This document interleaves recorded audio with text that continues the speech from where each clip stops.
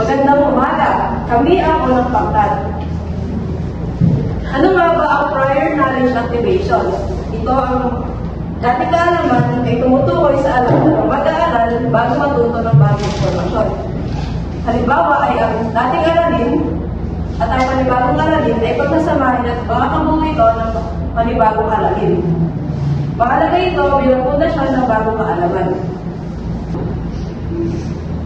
Ang layunin naman ng prior knowledge activation ay ikonekta ang nakaraang pag-aaral sa bagong aralin, mas maunawaan ang bagong informasyon at makakuha ng informasyon para sa angkop ng pagtuturo. Ang layunin ng prior knowledge activation ay maikonekta ang mga dating kaalaman ng mga estudyante sa bagong aralin. Sa pamamagitan nito, mas maunawaan nila ang bagong aralin dahil meron na silang basihan. At bukod dito, makakatulong ito sa mga guro na makagawa ng angkop na formative assessment at layunin nito na maging epektibo ang kanilang pagtuturo. Mga iba't ibang uri ng paraan. Forecasting, pagpapahula bago ang aralin. Ito ay isang paraan ng paghuhula o pagpapalagay ng mga estudyante tungkol sa posibleng takbo o nilalaman ng aralin. Halimbawa, ano sa tingin mo ang mangyayari at bakit? Isang tanong na hinihikayat ng estudyante na mag-isip at gumamit ng lohikal at himayan siyang batay sa mga kaunang impormasyon. Layunin nito na hikayatin ng mga mag-aaral na gumamit ng lohikal na pag-iisip, himayansyon, at sariling karanasan upang bumuo ng prediksyon. Pangalawa, opening question. Tanong sa simula ng klase. Tumatagal ito ng 1 hanggang 3 minutong sagutin. Ito ay tanong na ibinibigay sa simula ng klase upang masiglahin ang pag-iisip ng mga estudyante. Maaaring ito ay tungkol sa problema, opinyon, personal na karanasan. Layunin. Layunin na pagganamin ng dating kaalaman para sa aralin ng araw.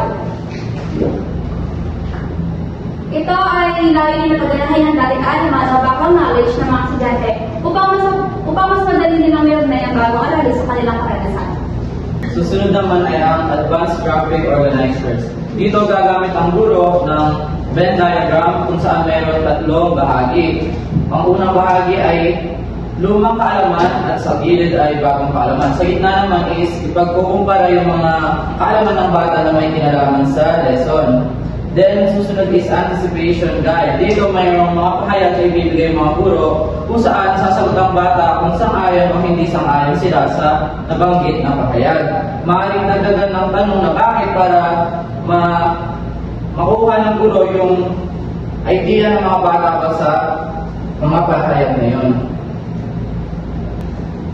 Ayan, sunod naman ay response to literature. Ito ay pagsusuri o reaction sa isang akdang pampanitikan. Ito ang batayan ng talakayan, mayroong tema, teknik ng pagsasalaysay, banghay, tauhan, tagpuan, at estilo ng author.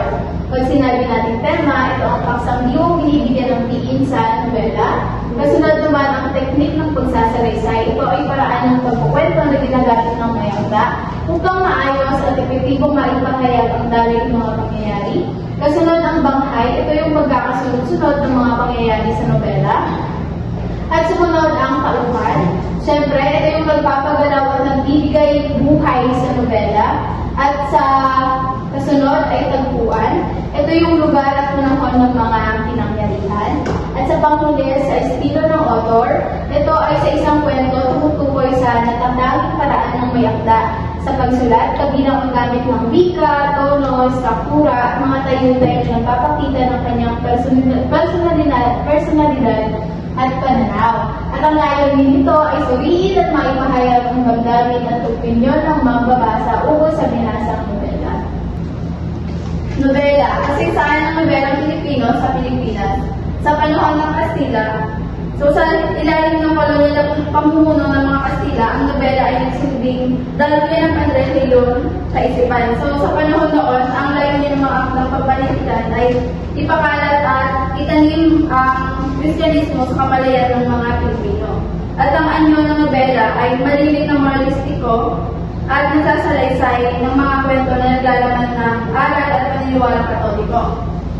At ang kahalagahan ng nobela sa panahon ng Kastila ay ang pagiging kasangkapan ng simbahan upang maimpluwensyahan ang pananaw, asal at paniniwala iniwan ng mga Pilipino. At sa panahon ng Himagsikan naman, nagbago ang layunin at diwa ng nobela. Ang nobela ay ginamit bilang instrumento upang pukawin ang damdamin, makabayan at pagnanais ng kalayaan mula sa kolonyalismo. At ang nobela ay nagsilbing sandata ng kaisipan upang gisingin ang bayan at itaguyod ang diwa ng Himagsikan. Sunod naman ang nobela ng panahon ng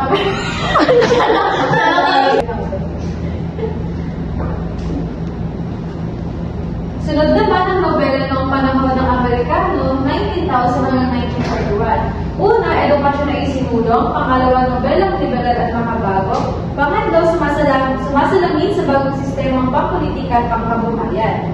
Ang panahon ng Amerikano sa Pilipinas ay nagdulot ng malaking impluwensya sa politika ng bansa.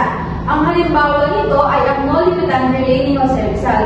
Bagaman isinulat noong panahon ng Espanyol ang nobelang ito, ang epekto naman nito ay ramdam pa rin noong panahon ng Amerikano. Kaya ang nobela noong panahon ng Amerikano ay nagpapakita ng pagbabago sa tema testigo ng politika ng Pilipinas, na kung saan sumasalamin sa mga pagbabagong panlipunan at kultural noong panahon na ito. Sunod naman ang panahon ng Hapon noong 1942 hanggang 1945. Una, nandito ang Ingles na akda. Pangalawa, nabigyan din ng Liga Pilipino.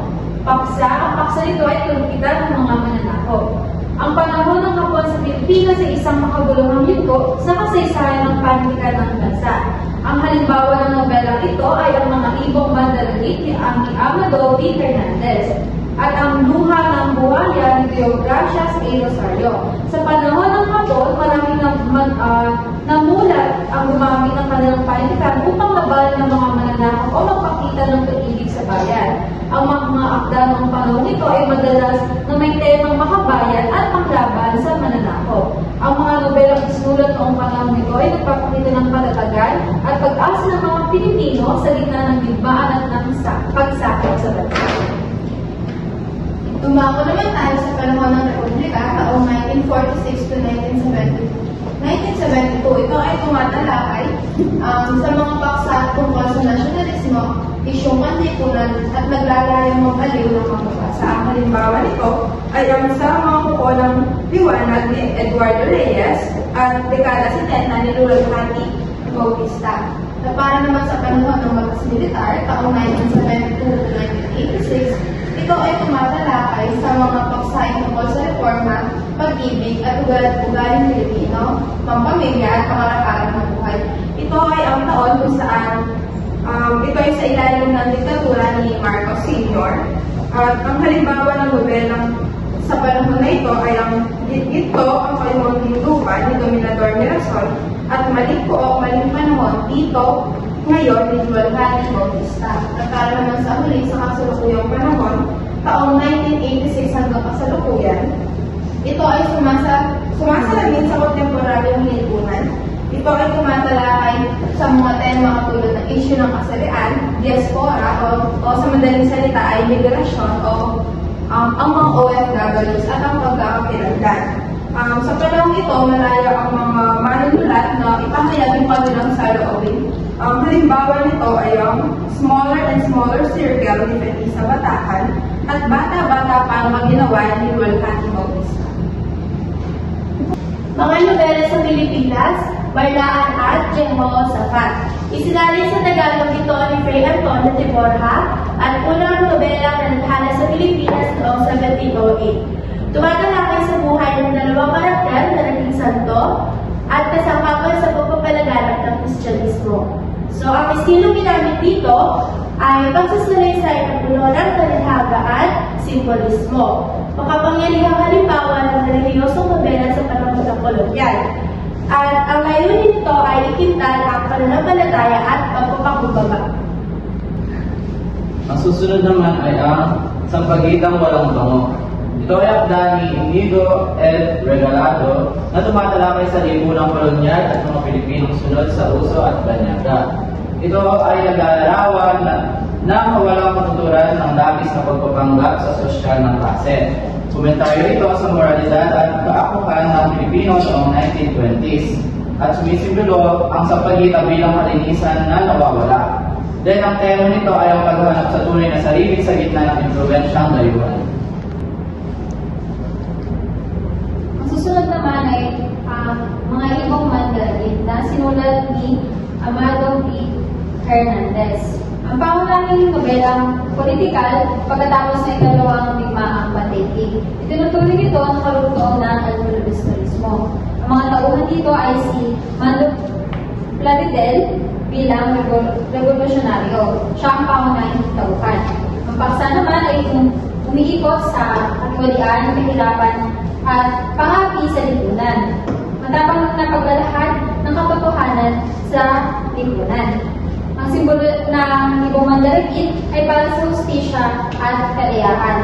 Ang nobelang ito ay tinuturing na isang nobelang tauhan kung saan ang mga kaganapan sa nobela ay umiikot sa isang tauhan, which is si Mando Plaridel. Ang paglalahad naman sa nobela ay batay sa pagkakasunod-sunod ng mga pangyayari sa buhay ng karakter.